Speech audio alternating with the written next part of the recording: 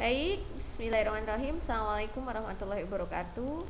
Selamat pagi menjelang siang untuk kelas 7 SMP IT Bina Insani Metro. Hari ini kita masuk ke pembelajaran daring selanjutnya, masuk ke KD tentang perubahan iklim yang akan mempengaruhi ekosistem atau yang akan berdampak pada ekosistem. Setelah kemarin kita membahas tentang KD pencemaran lingkungan yang kemudian juga berpengaruh terhadap ekosistem, ternyata selain pencemaran lingkungan juga ada perubahan iklim yang nanti akan mempengaruhi ekosistem. Perubahan iklim itu disebabkan oleh beberapa macam hal. Yang pertama adalah efek rumah kaca. Nah, ini adalah gambar dari atau ilustrasi dari efek rumah kaca yang terjadi di bumi kita, di mana efek dari ini semua menyebabkan suhu permukaan bumi meningkat. Nah, saat ini kita akan belajar tentang pengertian efek rumah kaca, proses terjadinya rumah kaca, kemudian penyebab timbulnya efek rumah kaca, akibat yang ditimbulkan oleh efek rumah kaca, dan solusi untuk mengatasi efek rumah kaca. Kita ke pengertian dulu bahwa efek rumah kaca itu disebut juga dengan GHE atau Greenhouse Effect. Pada awalnya berasal dari pengalaman para petani yang tinggal di daerah beriklim sedang, yang kemudian memanfaatkan rumah kaca untuk menanam dan menyimpan sayur mayur dan bunga-bungaan di musim dingin.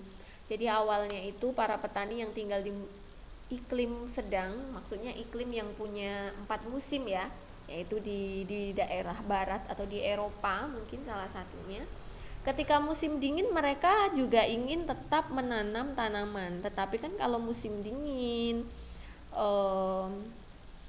kemudian tidak ada cahaya matahari sehingga tanaman bisa mati gitu.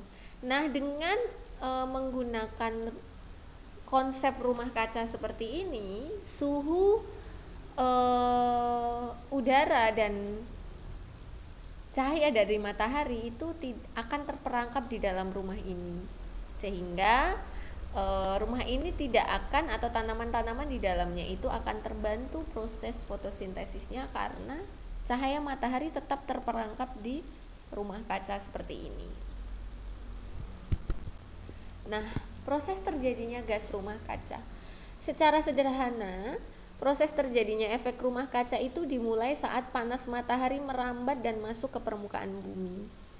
Kemudian panas matahari tersebut akan dipantulkan kembali oleh permukaan bumi ke angkasa melalui atmosfer.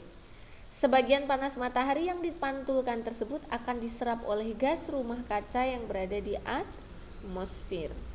Panas matahari tersebut kemudian terperangkap di permukaan bumi, tidak bisa melalui atmosfer sehingga suhu bumi menjadi lebih panas. Jadi idealnya adalah ketika panas matahari masuk ke permukaan bumi, harusnya semuanya diserap oleh gas rumah kaca yang berada di atmosfer untuk dipantulkan kembali sehingga suhu di permukaan bumi tidak meningkat. Tetapi karena adanya beberapa kesalahan yang dilakukan oleh kehidupan manusia menyebabkan tidak semua sinar matahari itu bisa dipantulkan lagi oleh atmosfer bumi, sehingga ada yang tertinggal atau terperangkap di permukaan bumi, sehingga ketika panas matahari itu terperangkap di permukaan bumi menyebabkan suhu bumi menjadi sangat panas. Seperti akhir-akhir ini kan di siang hari suhu bumi sangat panas.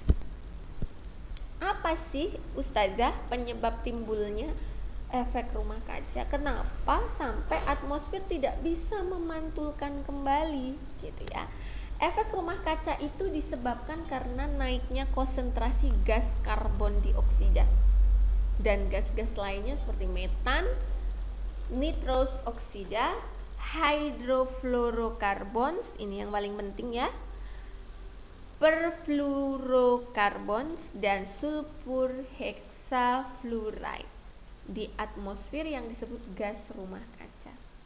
Kenaikan konsentrasi gas CO ini disebabkan oleh kenaikan pembakaran BBM, batu bara, dan bahan-bahan organik lainnya yang melampaui kemampuan tumbuh-tumbuhan dan laut untuk mengabsorpsinya. Maksudnya adalah seharusnya pembakaran atau hasil pembakaran dari BBM, batu bara, dan bahan organik lainnya itu yang menimbulkan karbon dioksida atau yang menghasilkan karbon dioksida itu terserap oleh tumbuhan dan laut, terutama tumbuhan, untuk digunakan sebagai bahan fotosintesis.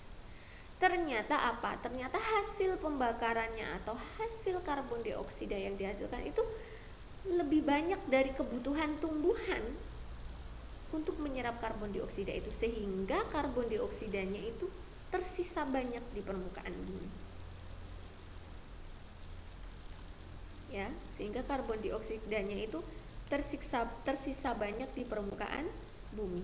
Maka kemudian akan menyebabkan gas rumah kaca di atmosfer, akan mempertebal konsentrasi gas rumah kaca di atmosfer. Itu yang kemudian menyebabkan atmosfer tidak bisa memantulkan kembali panas matahari secara keseluruhan ke luar gitu. Sehingga karena efek gas rumah kaca yang menyelubungi atmosfer itu menyebabkan atmosfer tidak bisa bekerja maksimal dalam memantulkan panas matahari, sehingga ada yang terperangkap di bumi tidak bisa keluar lewat atmosfer gitu. Dampak positif efek ada. Jadi Allah selalu menciptakan kejadian itu selalu punya dampak positif, selalu punya dampak negatif. Dampak positifnya adalah atmosfer dapat menyerap gelombang panas dari sinar matahari, menjadikan suhu di bumi tidak terlalu rendah untuk dihuni makhluk hidup gitu. Jadi tetap ada ininya ya, dampaknya. Jadi suhu buminya agak naik sehingga untuk dihuni makhluk hidup dia tidak terlalu dingin gitu. Dengan adanya efek rumah kaca, manusia jadi berhati-hati dan berhemat terhadap penggunaan energi dan bahan bakar fosil, karena mereka akan takut kalau terlalu banyak menggunakan energi. Membuat manusia sadar bahwa pohon dan hutan itu memiliki arti penting bagi kelangsungan kehidupan, yang salah satunya dapat menyerap gas polutan dan menghasilkan oksigen. Maka reboisasi kembali digalakkan dan penanaman pohon di kota-kota besar digalakkan. Dampak negatifnya betul meningkatkan suhu permukaan bumi, yang akhirnya akan menyebabkan perubahan iklim yang sangat ekstrim di bumi. Hal ini kemudian mengakibatkan terganggunya hutan dan ekosistem lainnya, sehingga mengurangi kemampuan untuk menyerap karbon dioksida di atmosfer. Nah, jadi dengan meningkatnya suhu permukaan bumi itu iklim berubah. Jadi di Indonesia ini jauh sebelum ada corona, bahkan menjadi musim hujan sama musim kemarau aja menjadi berantakan jadwalnya gitu. Bahkan ada hujan es di tanah Mekah, padahal di sana iklimnya harusnya hujan itu sangat minim, karena di sana harusnya panas menahun gitu ya. Begitu juga dengan di Indonesia, ada hujan es juga di beberapa tempat, padahal seharusnya kan hujan es itu hanya terjadi di iklim sedang, sedangkan kita iklim tropis. Dan itu yang kemudian akan menyebabkan terganggunya hutan, betul gitu. Kemudian menyebabkan terganggunya ekosistem dengan suhu permukaan bumi naik. Maka apa? Maka gletser yang ada di kutub utara itu banyak yang mencair karena naiknya suhu bumi, sehingga itu menambah volume air laut. Ketika menambah volume air laut, maka apa yang akan terjadi? Maka permukaan air laut akan lebih naik atau akan lebih tinggi daripada dataran tempat manusia berpijak. Yang itu yang kemudian sering menyebabkan ketika volume air laut pasang, sehingga akan menyebabkan ombak yang besar, tsunami dan segala macamnya, sehingga ekosistem pun akan terganggu. Ini adalah contoh pemanasan global.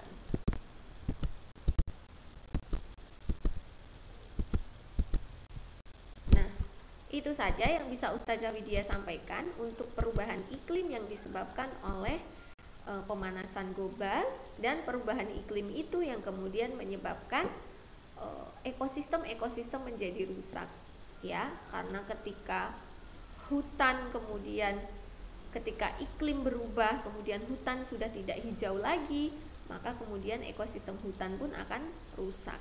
Banyak biotik, komponen biotik yang ada di hutan seperti hewan yang akan kemudian turun ke pemukiman penduduk yang kemudian merusak lahan penduduk, itu pun juga akan merusak ekosistem sawah atau ekosistem perkebunan penduduk. Itu saja yang bisa Ustazah Widya sampaikan. Untuk subbab selanjutnya akan kita lanjutkan minggu depan. Terima kasih. Assalamualaikum warahmatullahi wabarakatuh.